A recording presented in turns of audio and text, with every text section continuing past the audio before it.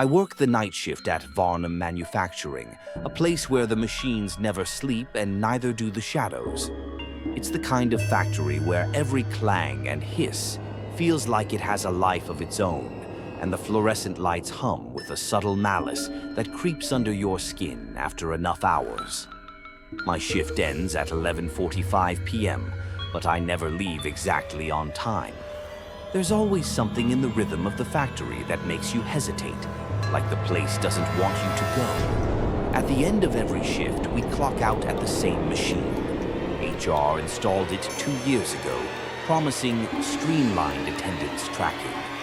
What they didn't mention, and nobody really asked, is that the clock takes a photo of you the moment your hand hits the sensor. A small, digital snapshot stored in a server somewhere. We were told it's just for payroll verification, for security purposes. The first few months, it was funny. People joked about taking selfies with the clock, laughing at their frozen, awkward expressions. Then Martin disappeared. He was a quiet guy, worked the line in Section C. Nobody noticed at first. One night, he didn't clock out. Then the next day, the line supervisor said Martin hadn't shown up. HR checked the clock records. That's when they found it. The photograph. It was Martin, smiling at the camera like always. But behind him, there was someone else. Not someone familiar. Someone standing perfectly still, just behind him, grinning. A face that was almost human but wrong. Too wide, with teeth that reflected the fluorescent light in a way that shouldn't have been possible. HR called it a technical anomaly at first, tried to cover it. But when they reviewed the last 5 photos of Martin, the figure was there every night, creeping closer in each shot.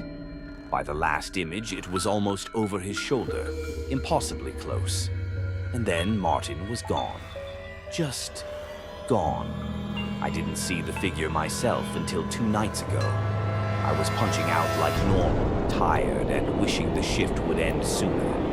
My hand hit the clock, and the flash went off. The photo pops up on the small screen.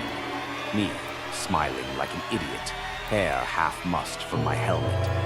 Then I noticed it, behind me. A figure, pale, lanky, and smiling, standing maybe a foot behind me. Its eyes were blacker than the night outside the factory windows. I stumbled back. My heart felt like it wanted to escape my chest. But when I turned, no one was there. Just the empty, humming hall. I thought I was imagining it. Yesterday, HR called me into their office. I'd never been called in just to discuss a photo. Your clock-out photo. We need you to come back and retake it, the HR manager said. Her tone was overly calm, like she was delivering some mundane request, but her hands were trembling slightly. Why? I asked. My voice probably shook.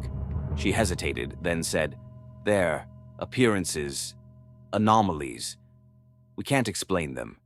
But we need a clean record, like the others, like Martin's. I left the office with a cold knot in my stomach. I knew the truth. HR didn't want a clean photo. They wanted to make sure the figure didn't appear again.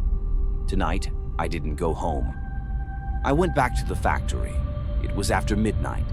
The place smelled of oil, metal, and something else. Something faint, like burnt hair. I walked the line alone, trying to convince myself it was my imagination. The machines groaned like they were alive, shifting slightly as I passed. I reached the clock. I stared at it for a long moment, almost daring whatever was behind me to show itself. I clocked out. The flash went off. On the small screen, my reflection appeared. And there it was, again. The figure. Closer this time. Its smile, broader. Its eyes, hungry. And this time it raised a hand. Not slowly, but deliberately, as if waving at the camera. I ran. The echo of my boots bounced off the concrete walls. My phone flashlight did nothing to pierce the shadows. Every hallway looked the same, twisted, like the factory had changed while I wasn't looking. I tried to tell myself I would leave, get outside, call someone. anything. But the exit was gone. Not gone in a structural sense, gone in a way that felt impossible, like the factory had rearranged itself. The doors were there, the windows, the loading docks, everything in place but wrong. I started hearing the machines humming differently, singing almost, a low, guttural sound that seemed to whisper my name. I found a security camera feed on one of the monitors.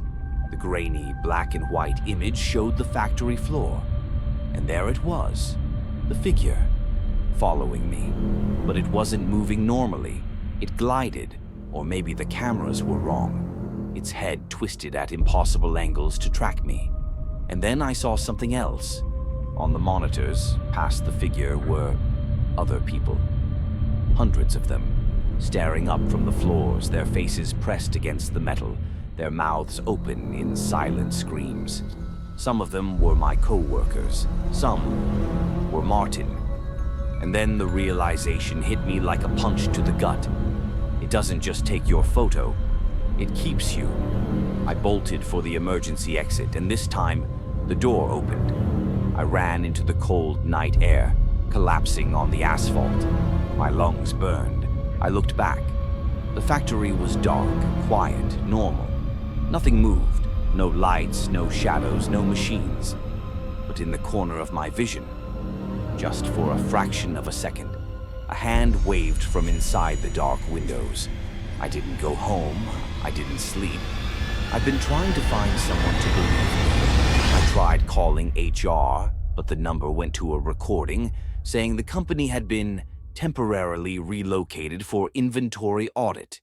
I opened my email, hoping to find some explanation, some way to reason this nightmare away. There was a single attachment, a photo, my clock-out image from earlier that night. And behind me, standing right behind me, was myself, smiling and waving. I deleted the email. I deleted the photo. I'll never clock out again, but I know I'll have to, because they don't let you go. And tonight, HR called.